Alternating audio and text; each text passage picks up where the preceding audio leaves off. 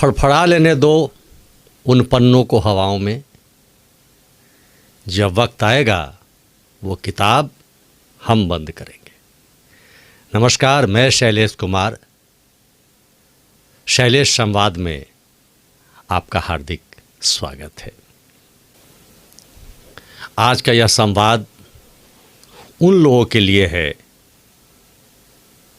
जिनका समय थोड़े हिचकोले ले रहा है, सफलता हाथ नहीं लग रही है,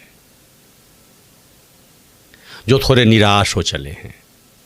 लेकिन मैं क्यों बताऊं, मेरी बात आप क्यों सुनेंगे, मेरे संवाद आपको क्यों अच्छे लगेंगे?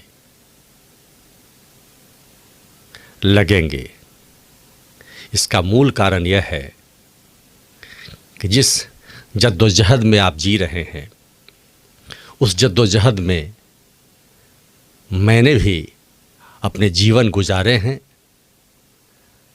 और आज भी समय समय पर ज़िंदगी हिचकोले लेती है।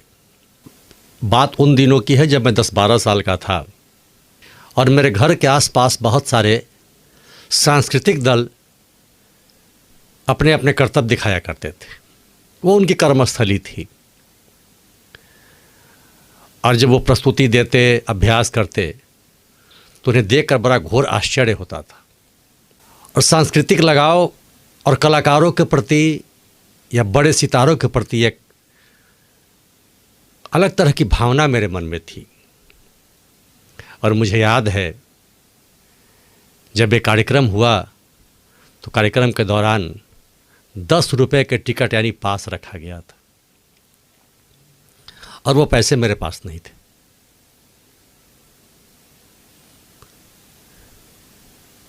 और गेट पर जो लोग खड़े थे वो मुझे पहचानते तो थे, लेकिन उन्होंने जाने नहीं दिया। एक बार मैं झटके में कुछ लोगों के साथ अंदर प्रवेश करने का प्रयास किया, लेकिन पीछे से पकड़कर खींच लिया गया।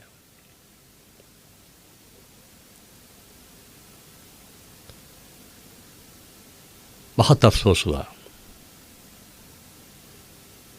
अंदर से बड़ी ग्लानि भी हुई। पीछे से खींच लिया।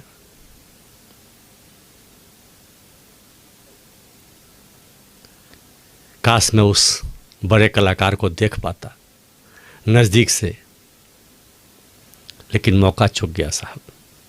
जिस शख्सियत को सिर्फ देखने के लिए नज़दीक से देख लें, उन्हें सुनने के लिए बांस की ढठड़ियों से नीचे घुसते थे बड़े बड़े कार्यक्रमों में, और धीरे धीरे करके कोई पुलिस वाला देख न ले, कोई आयोजक देख न ले, एक कुर्सी 2 कुर्सी बढ़ते बढ़ते मंच के नज़दीक जाने का प्रयास करते थे।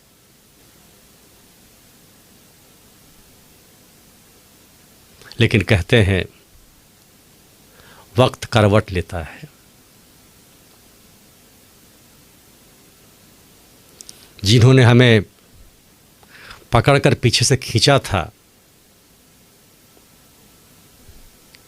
आज वो किस स्तर पर हैं, और जिन्हें मैं देखने जाना चाहता था, आज उनके साथ मैं मंच पर खड़ा हो पाता हूं। आप सोच रहे होंगे ऐसा कैसे हो सकता है? मैं वो प्रमाण हूं कि ऐसा हो सकता है। ये सब समय का खेल है। बस आपको अपने रास्ते पर टिके रहना है। धूल से सने पांव, कभी कल्पना भी नहीं की थी कि देश के राष्ट्रपति महामहिम कोविंद जी के साथ भी मंच संचालन का अवसर प्राप्त हो जाएगा। और ये घटनाएं सभी लोगों के साथ होती हैं। कुछ लोग इसे याद रखते हैं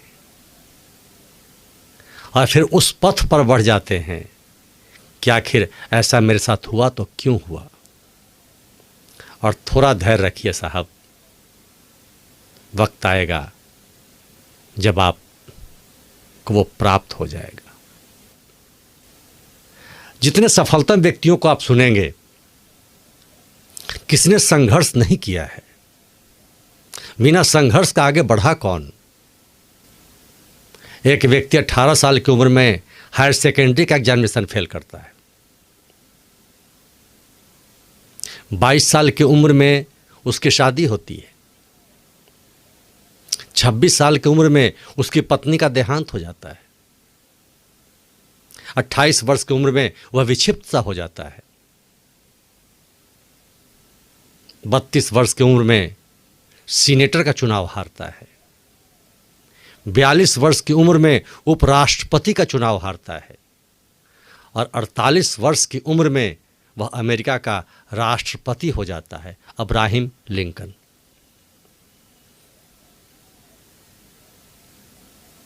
तो जीत सब लोग देखते हैं साहब, हार को कौन देखता है। जिस सफलता के पीछे कितनी असफलताएं होती है उसकी गिनती नहीं होती है। वह तो सिर्फ वही जानता है जिसने उसे भोगा है, जिससे उसका साक्षात्कार हुआ है। विश्व के हिंदी के सबसे बड़े कवि डॉक्टर कुमार विश्वास के साथ मैं संचालन कर रहा था और उन्होंने कहा कि संचालक महोदय कितना मनहर बोलते हैं। इस शब्द को मैंने समेट कर रखा है। यह मनहर शब्द मेरे लिए मेडल के समान है और मैं ये बातें इसलिए बता रहा हूं ताकि शैलेश संवाद में आप उस संवाद को सुने जो आपको प्रेरणा दे, उस संवाद को सुने जो सच्चाई हो, उस संवाद को सुने जिससे आपके जीवन में बदलाव आ जाए। और ये वही कर सकता है, ये वही बता सकता है जिसके साथ बीती हो। तो शैलेश संवाद में इन्हीं बातों पर चर्चा होगी। इसीलिए शैलेश संवाद में आपको बने रहना है, इससे जुड़ना है। लेकिन आज